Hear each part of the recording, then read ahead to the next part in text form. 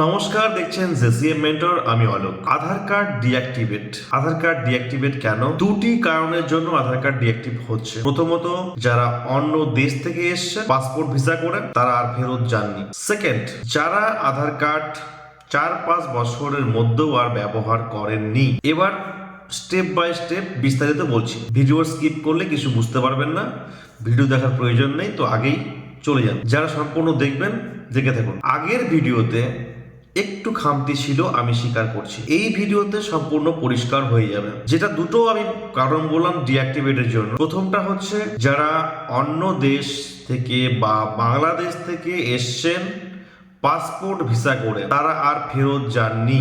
এবার কি হয়েছে, এবার আপনাকে যেখান থেকে পাসপোর্ট ভিসা ইস্যু করা হয় অ্যাম্বাসি, সেখানে হাই কমিশনার থাকে। এবার হাই কমিশনার বা ডেপুটি হাই কমিশনার একটা লিস্ট থাকে, যারা ভারতে রয়ে গেল তাদের লিস্ট, যারা বাংলাদেশে চলে গেছে তাদের লিস্ট। এবার ভারত সরকার আর ইউআইডিআই অথরিটি যখন দুটো লিস্টকে ম্যাচিং করাচ্ছে, তখন দেখা গেছে যে এই লোকগুলো বাংলাদেশ থেকে এসে আধার কার্ড করেছে, করার পরে কেউ ফেরতে গেছে, কেউ ফেরত যায়নি। তাদের ভবিষ্যতে আধার কার্ডটা অ্যাক্টিভ হবে কিনা, সেই সমস্ত আজকে তথ্যগুলো থাকছে। সেকেন্ড, যেটা বললাম, যারা ভারতীয় তাদেরও আধার কার্ড কিন্তু ডিঅ্যাক্টিভেট হয়েছে। এবার দুটো ক্ষেত্রেই বলে রাখি, প্রথম ক্ষেত্র আর দ্বিতীয় ক্ষেত্র, ডিঅ্যাক্টিভেট মানে আধার কার্ড ক্যান্সেল নয়। কথাটা বন্ধে শুনবেন, ডিঅ্যাক্টিভেট মানে হলো আধার কার্ড ক্যান্সেল নয়। এবার যারা চিঠি পেয়েছে তাদের কথাটা পরে বলছি। আগে আমরা যারা ভারতীয় যারা আছে ওদের কার্ডও ডিঅ্যাক্টিভেট হয়েছে। কিছু কেন হয়েছে, আপনি আধার কার্ডটি 4 বছর 5 বছর কোনো ব্যবহার করেনি,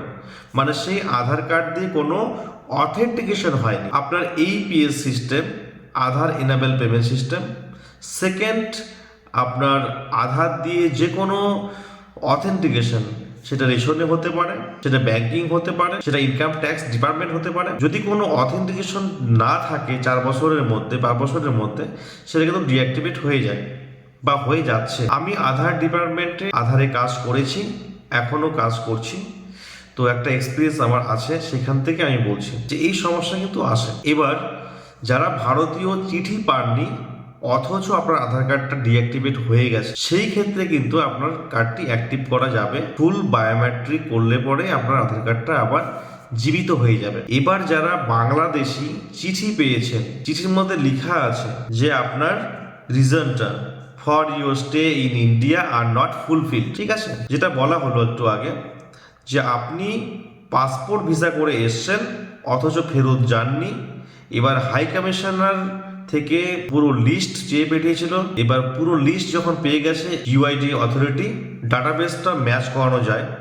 এবার নাম কি কি আছে, যখন নাম দিয়ে আর আধার ডাটাবেসের নাম দিয়ে ম্যাচ করানো হচ্ছে, এই নামের আধারগুলো হয়েছে। আচ্ছা, যখন এই সিস্টেমগুলো ম্যাচ করানো হচ্ছে, তখন কিন্তু ডাটা ফাউন্ড হয়ে যাচ্ছে এরা বাংলাদেশি, এদের পাসপোর্ট ভিসা ছিল, এরা ফেরত যায়নি বা এই ফেরত গেছে। এবার কি করবেন, এবার বলি, যারা এই চিঠিগুলো পেয়েছেন তাদের এখনো পর্যন্ত একটাও সলিউশন হয়নি এই পর্যন্ত। এবার আপনাকে যে চিঠি এসছে তার ডান দিকে নিচে, আমি স্ক্রিনে দেখিয়ে দিচ্ছি, ডান দিকে নিচে এই অংশতে কিন্তু Aadhaar regional office Ranchi, Namkum industries area, জিয়াডাতে থেকে যে চিঠিগুলো এসছে আপনাদের, সেখানে ওদের মোবাইল নাম্বার আর ইমেল আইডি দেওয়া আছে। চাইলে আপনারা ফোন করতে পারেন, সব থেকে বেস্ট হয় আপনাদের ইমেল করতে হবে। ইমেলটা কি করে করবেন, প্রথমত আপনি কোনো সাইবার ক্যাফ থেকে ওদের ইমেল থেকে ইমেল করবেন না, আপনাদের পার্সোনাল ইমেল বানিয়ে নিন, অথবা যদি আপনার পার্সোনাল ইমেল থাকে সেখান থেকে মেল করবেন। আপনার যে চিঠি এসছে সেই চিঠি সাবজেক্টটা লিখবেন, কি কারণে আপনি মেলটা করছেন। এবার আপনার যে চিঠি এসছে সেটার কপির অ্যাটাচমেন্ট প্লাস আপনার যে documents, Aadhaar card, voter card, PAN card, দুটো কাগজ ইউজ করবেন, একটা আইডি প্রুফ, একটা অ্যাড্রেস প্রুফ। আইডি প্রুফ কোনগুলি হয়, ভোটার কার্ড যদিও আইডি অ্যাড্রেস দুটোটি কাজ করে। ভোটার কার্ডটা আপনি আইডি করবেন, রেশন কার্ডটা অ্যাড্রেস করলেন, বা প্যান কার্ডটা আইডি করলেন, ব্যাংকের পাসবুকটা আপনি অ্যাড্রেস প্রুফ করলেন। তো এইভাবে আইডি আর অ্যাড্রেস করে আপনাকে অ্যাটাচমেন্ট ফাইল করে আপনাকে সেন্ড করতে হবে ওই ইমেলের মধ্যে। এবার ওখান থেকে আপনাকে ইমেলের রিপ্লাই দিলে আপনি বুঝতে পারবেন। অথবা যখনই কোনো নতুন আধার কার্ড এরকম ডিঅ্যাক্টিভ থেকে অ্যাক্টিভ হবে আপনাদেরকে নতুন ভিডিওতে আমি জানিয়েও দেবো। আর একটা কথা, ভিডিওটা একটু লম্বা হচ্ছে, যেটা মূল্যবান কথা আপনাকে বলে রাখি, সে আপনি যেই হোক না কেন যারা ভিডিওটা এখন দেখছেন, যাদের আধার কার্ড করা 10 বছর হয়ে গেছে, কথাটা মন দিয়ে শুনবেন, যাদের আধার কার্ড করা 10 বছর হয়ে গেছে তারা কিন্তু আধারের ডকুমেন্টস আপডেট করতে হবে। এটা প্রত্যেক 10 বছর পর পর অবশ্যই আপনাকে করতে হবে। এবার আপনি দুটো উপায়ে করতে পারেন, একটা আপনি নিজে নিজে করতে পারেন, আর একটি হলো আপনি আধার সেবা কেন্দ্র অথবা সিএসসি সেন্টারে ইউসিএল এর কাজ চলে, সেখানে গিয়েও কিন্তু আপনি আধারের ডকুমেন্টস আপডেট করতে পারেন। যাদের আধারের মধ্যে মোবাইল নাম্বার লিঙ্ক করা আছে তারা বাড়িতে ল্যাপটপে বা মোবাইলেও করতে পারবেন। যাদের মোবাইল নাম্বার লিঙ্ক নেই তাদেরকে সেন্টারে গিয়ে, কোনো ইউসিএল সেন্টারে গিয়ে আপনাকে 50 টাকা নেবে, সেখানে গিয়ে করতে হবে। এবার বলে দিই আপনাকে এটার লাস্ট ডেট কি আছে।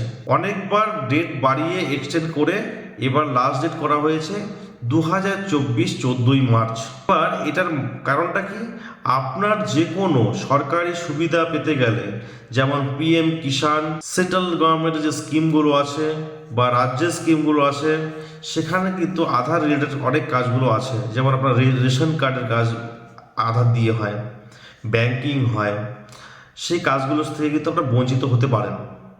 তার আগে আপনারা অবশ্যই ডকুমেন্টস আপডেটটা করে নেবেন, মাস্ট বি।